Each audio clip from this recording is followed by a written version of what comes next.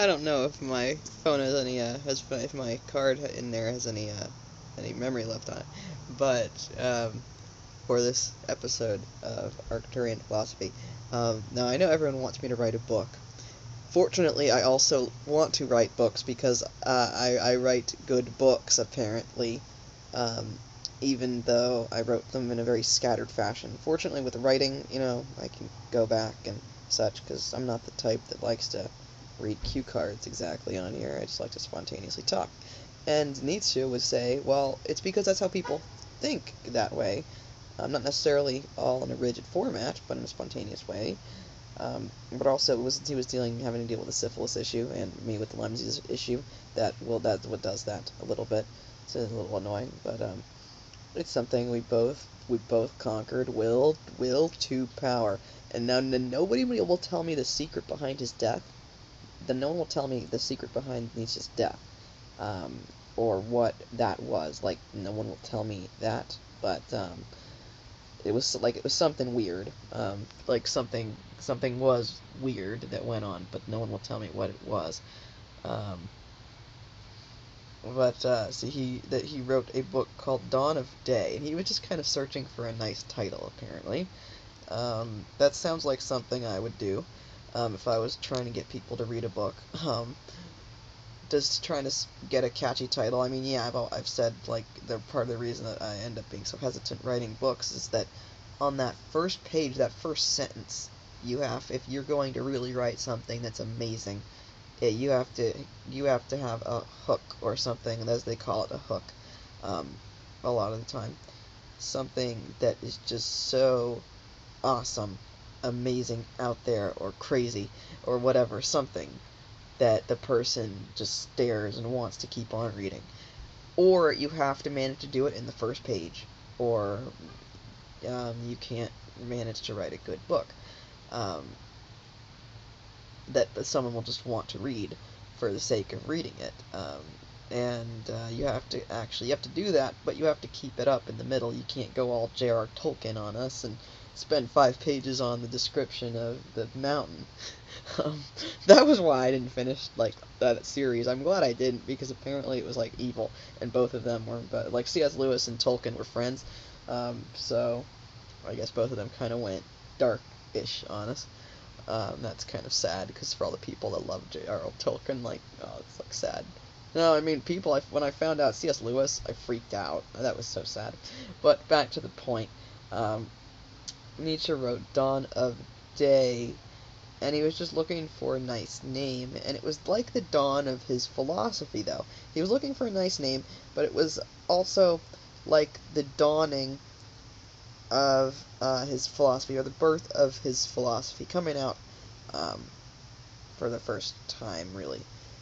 And so I thought, okay, I'm going to read Dawn of Day, and that's where he actually says it in there, that he's going to figure out when he reincarnates. He says it in a kind of interesting way, like you have to be paying attention very carefully. But he does talk about eternal recurrence, and he says something along the lines of, I'm gonna figure this out. And I remember sitting there. I was in South Africa, sitting there with the laptop, pointing it, saying, "Oh my God, you did figure it out. You were so determined. You wrote it in your book." And yes, you did figure it out when you, quote, recurred. Yes, you figured it out. That's really awesome. And so I thought, well, wait, okay, so that's the dawn of his philosophy. And I know that I'm a philosopher. I knew that even before any of that.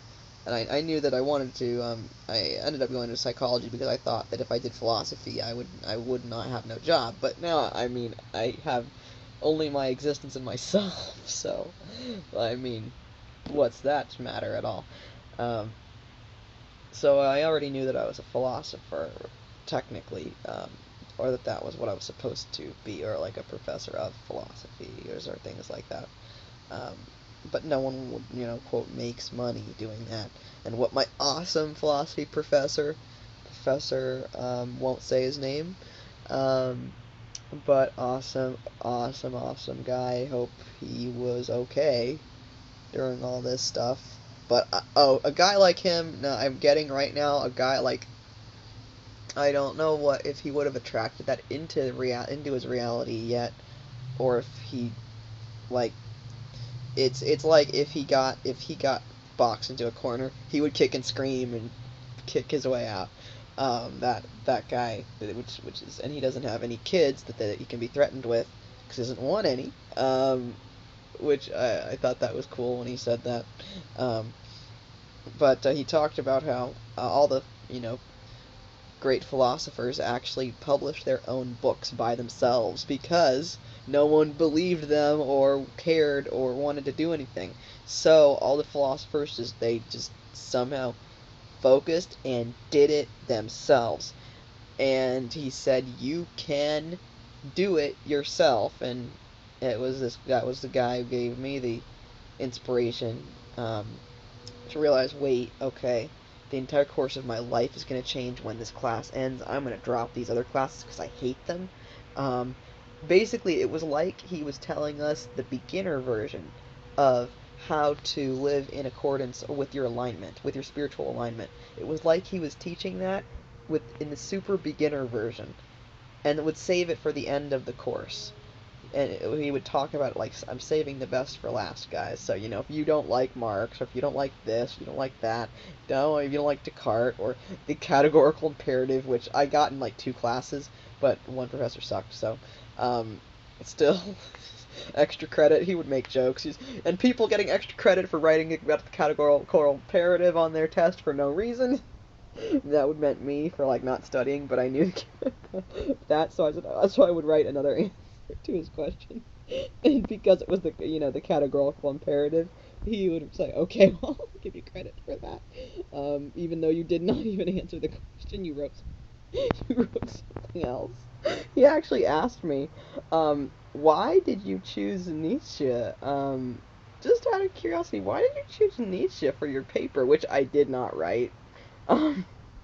Nah, I wish I could write like that would just be a biography though, whatever that paper would have been.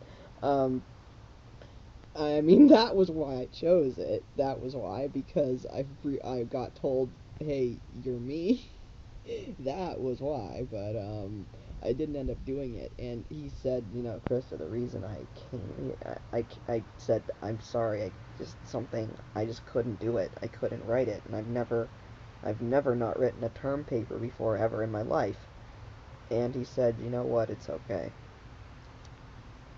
It was because of you that I wanted to come to class every day. And the people on the either side of me as well, he said. Those, I was like one of the oldest people in the class. It was kind of funny. But that it was me there, that he saw me doing the whole thing, doing the whole real existentialism thing, wearing what I wanted to wear, doing what I wanted to do, being what I wanted to be, even though I was completely, utterly disabled a year ago. I wouldn't have been doing this because I wouldn't have had the energy to pick up the phone, practically. Assuming people don't screw with the phone. People will yell at Manicuster or tripping from a dead dog's eye. You are pornographic priestess. Your Tuesday man, you should have seen them kicking Edgar Allan Poe. I am the Eggman. Yeah, because in these videos, that you openings can be created by things that you say, if that means anything to people listening who can figure that out, obviously. But I see this in South Africa that I was downright determined to actually find out when and where I like reincarnated. Wow, and I actually did, and now I'm finding it myself again. It's like myself telling me, "Oh, hi, I wanted to find this out. This is great." I thought to myself, wait, Dawn of Day, or Daybreak as the other name, it's like Dawn of Day in German, but Daybreak, it was the English translation, and I thought, Daybreak, Dawn of Day. Christmas Eve, and I was thinking kind of like Arcturian style. Okay, Christmas Eve. So dawn of day, but if I wrote a book, let's call it Christmas Eve, because it's the eve, like Eden, eve of a new world. Not just new philosophy, but a new world, and it's gonna be like Christmas. See, get it? Christmas Eve. Yeah, that's awesome, right? No, that's kind of stupid sounding, but I think the allegory behind it is really funny. I think that's a really great allegory. But I think that I wish I could come up with a better name than just Christmas Eve, because that's not a very catchy name. And you do have to, get people to, want to read your book for some reason. I think they might want to read my book for being alive still. They'd want to study it. I know Marco would. You even said so, so shut up. Shut up! You even said so. Well, I'll read a book if you wrote it. Yeah, happy, great. Yeah, I am your leader, so shut up. And 16-year-olds. And Indian people. Oh, lots of Indian people. Shut up. Shut up, Muslims. Okay, that was a Nietzsche thing to say. Shut up. What? Okay, we're going to we're going to play tag with the phone. So I say something, and then you guys do it. Yes, that's what happens now. I say something, and then it happens, and you guys do it. It happens, and you guys do it. Like, two things at the same time. Let's see. Great. Like, and, I wonder if there's a way to fix this awful lighting. All the people, like, most of the people that I can figure out that I've been, like, quote, been or participated in the perspectives of, were all people that just didn't care about appearances. Or think of Albert Einstein. I've used this analogy before. Albert Einstein is always has frizzy hair, and he doesn't care at all. And because Germans are smart. I'm sorry, because Germans are just smart. And just all the other people are Hawking too. Even though I don't know what's going on with Hawking, except that he understands that he's trying to stay alive, but I'm not sure what he's doing other than that. Really iron will that guy has. That's his iron will. That's what's kept him alive for so long. So I don't really like those guys. I don't really care that I'm wearing a bathrobe. I ended up stomping over to the house that I lived in, to just walk inside to get my stuff, because I was like, God damn it, my stuff is in there, and you're going to give it back to me. And, my stepfather ends up yelling, Katie, she has a key! And I'm yeah, they kind of left it hanging there on a chain that said, what would Jesus do? And someone said, take that. And I could have had opportunities to copy it or do things like that, but there was just something about it. It wasn't the key, it was the lanyard. It was the lanyard, what would Jesus do, that was meant for me, not really the key. It was the lanyard. So that's really nice. And also I brought my favorite person, Cryon, out. And now this book almost doesn't look like a stupid diamond. See, you can see the diamond on it right there. That's the prison system that we're going to break. And see, this is what happens when the book's exposed to... Oh, because the stuff was just blowing. Because I've just come out here because the stuff was just blowing in the place, and the book was sitting there. When you expose this thing to carbon monoxide, the inside and the outside turn evil looking on you. But Cryon says, why are you focusing on that? That's stupid. You're really smart, Cryon. Okay, so how about I'll write about a oh yes, definitely a story a type. And I can see why. See with uh, with Nietzsche, he would he would write part in parables and part as like straight nonfiction.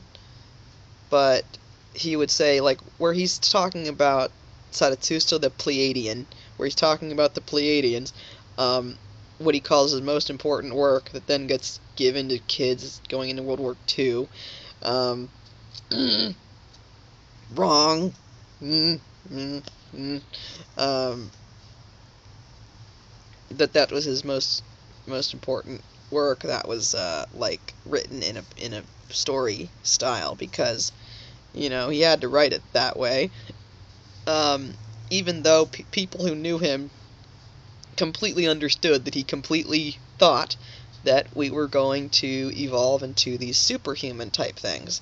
And he was completely frickin' right. And nobody believed him, except for the ones who actually knew and tried to shut him up, make him crazy, and stuff. And he did not, I don't think, know that that was going on. Or that the Russian chick that broke his heart, yeah, was doing that on purpose. And now that I know that, like, it's like, oh, wow. Because that completely broke his heart. That thing with whatever, I think her name was Salome. That completely broke his heart. He really loved that girl. See, that was the idea. The idea is to try and break his spirit. And it did it did hurt him. I mean, also the thing with his thing with Wagner, which is like my thing with certain Gray. Yeah, just completely like I was like, oh my gosh, and it hurt him so much. Um, but see, he didn't know that those were people who were trying to deliberately stop his brilliance and were trying to program him and handle him, not be his friends, because he was perceived as a threat in the system. So, and that's why everybody ends up hating him, because they end up getting programmed to hate him because he's too smart for the system. Um, so understanding all of that, it despite even if people say start breaking out of their programming and then start saying, well, she's a bitch. Um, I can say, well, I don't care. I've figured out this interesting mystery of life. Would you care to know about it? It, I guess that's what the philosopher types are like, and the blunt ones like like me, the well the indigos that will get in your face if we didn't have us. Then, like, if you guys didn't have me as the planetary anchor here right now, we would all be in the middle of a major nuclear war, like Predator Alien style. And you know that. So, even though I was hated guy and then ended up being hated girl for, like, a bunch of my life, as a young person, I was not hated. I was just not understood because I was so smart that people didn't. It was almost like it's not human. People would almost approach me like I wasn't a person or something, and I felt very not like a person, even though I've always identified myself as a human. I always will. I am a freaking human, and will always be one here, in this life right now. Whatever my body evolves into, I'm gonna call it human, and that's what Cryon says too. He says you're going to just end up what you become. You call them Pleiadians and things right now, but it's going to end up being called human because it's what everything is.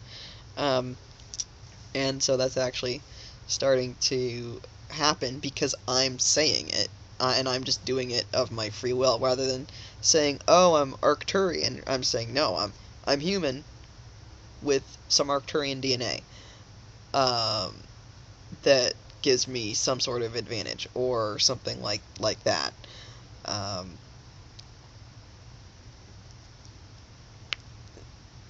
so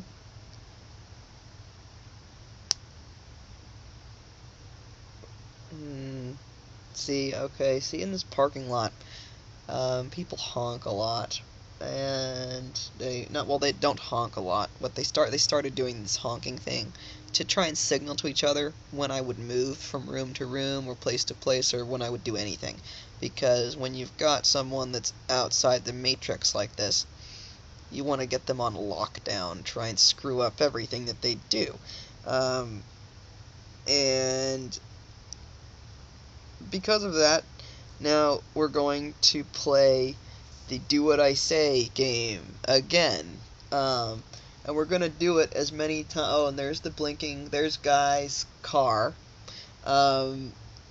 Guy with his the two blinking blue eyes on his car. Yeah, kind of hazardous for your health, I think. But screw you, car. Oh, I don't know if the camera got that, but yes, I did flip the car off. The Indigos get mad. We're hard to get mad. Generally, I think. Well, at least the types that are like me, hard to get mad usually. But when we get mad, it's a you don't hear the end of it type thing. But you need that kind of power to break something that is so completely ingrained like this. And see, it actually looks like a diamond on there. See, if you can see the very clear diamond shape, how it changed just in the exposure to the carbon monoxide in there, which is going to clear out because I'm saying it will. I'm telling the molecules to move out all the windows and how do I say, neutralize themselves somehow? Transmute themselves into harmless carbon and oxygen. Yeah. Awesome. Like alchemist style, okay? Like alchemy, like just poof. Right, like that. So, poof. Go out and become carbon and oxygen separately, not together, but go, bonds break, please, goodbye. I bet a certain chemist would find that really funny. A certain chemist would know that like you can actually do that stuff, or he should know that by now, that you can actually do that. You just have to apparently know how, or have the ability to do that somehow. And at the same time change your body into a crystalline structure. Now, one thing that's really funny is that I keep getting, see, Christo, it's fun. I keep hearing, Christo, it's funny, is that you are, quote, falling into all of their traps, but you're still winning. And see, to them, it looks like they're winning, but they can't see the huge picture like you can. That's where they're getting so stuck on it, and actually thinking that this, that they're going to succeed somehow. It's like can't see the forest for the trees. Like, can't see the forest for the trees. Like, you've got, okay, I'm being told, do this, and do that, okay, now I can work on this, and you can use all your skill sets on this one specific thing, which you mindlessly don't understand why you're doing it, but then can't zoom out and see the huge picture of, well, it's like you guys think you can, but you're not really seeing the huge picture. This huge picture of planetary alignment, or you guys would be like jumping ship really fast if you could. The way the Earth is moving, this is a cryon now. The way the Earth is moving, I told him I don't want a channel, so it's just me talking though, kind of with his ideas. Because actually really channeling him is a taxing thing to do.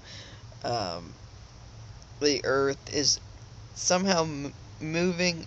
Not the Earth isn't moving, but it's the polar shift thing, or something along those lines. How there's a motion of energy. That's energy that's moving around the Earth. There's an energy that's swirling around the Earth, swirling like a frequency, right? Um, and it's completely unstoppable. It's like on a graph reached a point where there's been some sort of something exponential growth, something that where you start, oh, bam, like that, and it's finally gotten up to this top point where you were at the bottom and climbing slowly, oh, boom, like something like that. It's an exponential kind of growth that started happening. I'm trying to ask him, why did this exponential growth start happening, or am I just perceiving that like slower part strangely because of my perception of time? But I mean, this is all happening within my lifetime, and I know people went through, you know, hundreds of years of living like we used to live, or in the mindsets that we used to live in. The people who were born in the 80s like me, or the 90s, will know something about what humans used to be like. And I'm wondering, Cryon, what happens? What took us so long?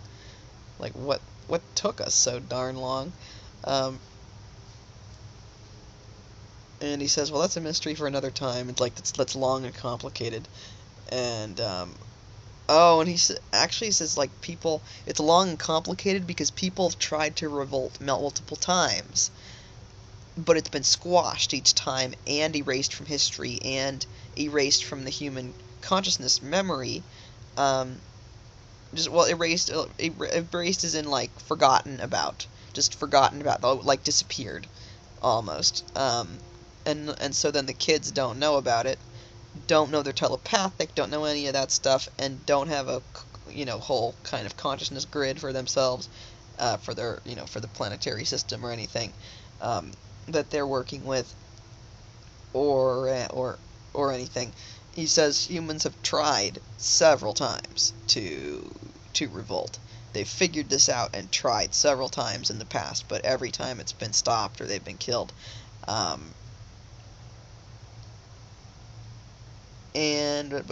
just the mystery of just why, because I'm wondering why, if suddenly we've hit this critical mass point, what was the factor determining us going up like that?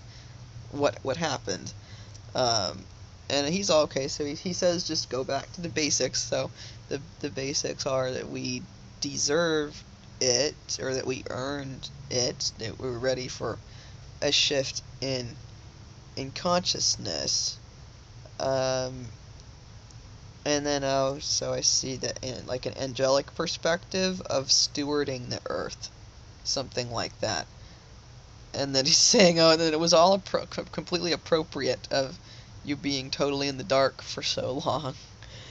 And I'm thinking, wow, why? I can see why a person would do it for half of their lifespan, maybe, but to just do that endlessly for hundreds and hundreds of years seems like, oh wow, awful, coming from Lemuria, and then going into the Dark Ages. Lemuria, and then Socrates pops up, gets killed. It's like we were so much more adaptable, and well, just so much more capable as a species. And then, well, we started getting the extraterrestrial type time warp help, and that's all confusing, and that helped us out a lot, because most of us didn't know that we were being influenced to think in a certain way at all. We would just get a, quote, feeling about something, but it would end up leading us to the correct answer, so no one can really complain that they were manipulated to notice that they were being manipulated. I think that's justifiable manipulation. If a species is totally mind-controlled and has no idea, and you see in the probability that there's no chance they're going to figure it out anytime soon, attempting to go to them and tell them that, I think is something that is probably okay to do. Usually, if it's really deep, like the reptilians, you can go tell them that, but they're not going to believe you because it's so programmed. But now, with them, with the whole war between them and the Greys so much, that something is going to have to change with the whole programming thing. Because you keep hearing that I want my revenge, like I came from a mummy's mind, but it's like at the reptilians, at like I hate you, and now see I enslave you. Like it's I don't know if they got created by the reptilians or what or any of that. I don't know about any of that. I'm not sure. I just know that they completely, absolutely hate each other's guts, but they work with each other and think alike, and have like mixed DNA a bunch of times, but still consider themselves completely separate races.